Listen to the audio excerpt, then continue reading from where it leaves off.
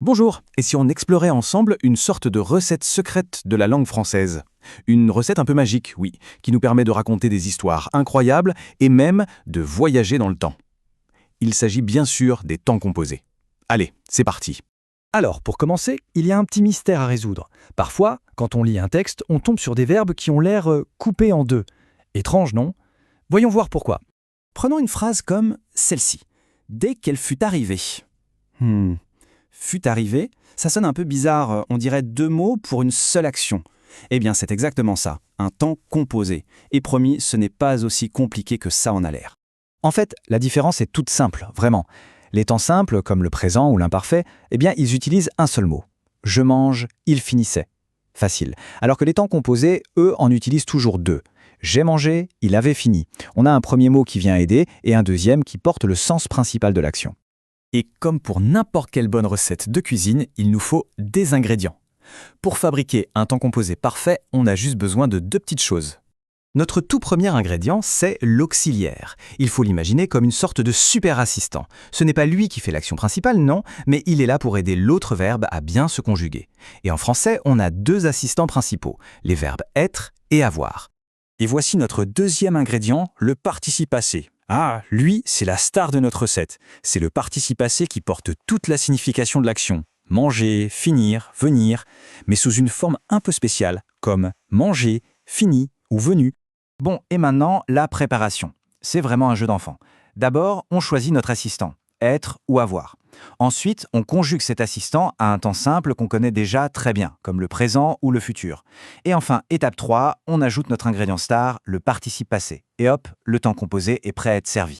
Allez, on passe à la partie la plus amusante. En changeant le temps de notre auxiliaire, on va pouvoir choisir l'époque de notre histoire. C'est un peu comme si on réglait les commandes d'une machine à remonter le temps.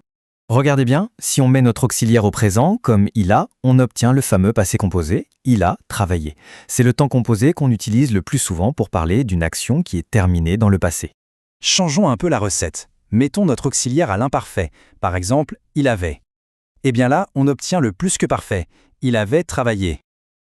Avec lui, on voyage encore plus loin dans le passé.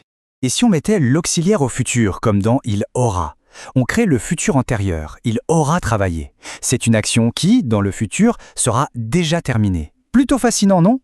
Bon, attention, voici le point le plus important de tous. Le vrai super pouvoir des temps composés, c'est de montrer qu'une action se passe avant une autre. Ça s'appelle l'antériorité. Ça veut dire ce qui vient avant. C'est l'outil parfait pour organiser les événements d'une histoire dans le bon ordre. Prenons cette phrase. Dès qu'il l'avait goûté, il allait jouer. On voit la magie opérer. L'action numéro 1, avait goûté, est au plus que parfait. L'action numéro 2, allait jouer, est à l'imparfait. Le temps composé nous dit clairement que la première action est finie avant que la deuxième ne commence. C'est ça l'antériorité. Ok, on a nos ingrédients, on sait comment mixer notre potion temporelle, il ne manque plus que la petite touche finale du chef pour que tout soit absolument parfait, les fameuses règles de l'accord du participe passé.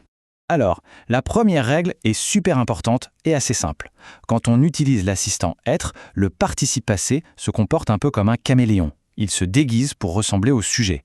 Il va s'accorder en genre, donc masculin ou féminin, et en nombre, singulier ou pluriel. Par exemple, dans Marie est arrivée, le sujet c'est Marie. C'est féminin et singulier. Du coup, hop, on ajoute un petit E à arriver. C'est tout bête. C'est la même logique pour mes amis sont venus. Le sujet, mes amis, est féminin et pluriel. Le participe passé prend donc un E pour le féminin et un S pour le pluriel. L'accord est nickel. Maintenant, attention, changement de décor. Avec notre autre assistant, le verbe avoir, c'est très différent. La règle de base est simple, le participe passé, eh bien, il s'en fiche complètement du sujet. Il ne change pas, il reste tel quel. Regardez, les garçons ont mangé. Même si les garçons est au masculin pluriel, manger reste manger, pas de S. Avec avoir, la règle, c'est qu'on n'accorde pas avec le sujet. Mais il y a une fameuse petite exception. Et là voici la règle des experts, la petite subtilité. Parfois, même avec avoir, le participe passé s'accorde. Mais attention, jamais avec le sujet. Il va s'accorder avec le complément de jeu direct, le fameux COD. C'est le mot qui répond à la question qui ou quoi. Et cet accord se fait seulement, et j'insiste seulement, si ce COD est placé avant le verbe. Analysons cet exemple, les lettres que ma mère a écrites. On se pose la question, ma mère a écrit quoi? La réponse, c'est que qui remplace les lettres. Le COD, c'est donc les lettres, il est féminin pluriel. Et où est-il placé? Avant le verbe à écrit. Puisque ces deux conditions sont réunies, alors le participe passé écrit doit s'accorder. On lui ajoute un E et un S. C'est un peu technique, c'est vrai, mais c'est la règle des champions. Voilà, maintenant que la recette, les ingrédients et même la touche finale du chef sont connus, il est temps de se mettre au fourneau. Alors, comment est-ce qu'on complète cette phrase? Le verbe à utiliser, c'est tomber. Il faut choisir le bon auxiliaire, être ou avoir, et puis faire attention à bien accorder le participe passé. Prenez un petit instant pour réfléchir. La bonne réponse était « est tombé ». Bien sûr, le verbe tomber se conjugue avec l'auxiliaire être. Et comme le sujet Pierre est masculin singulier, eh bien le participe passé, tomber, ne change pas. Bravo! Finalement, les temps composés, ce n'est rien de plus qu'une bonne recette à connaître par cœur pour devenir un maître ou une maîtresse du récit.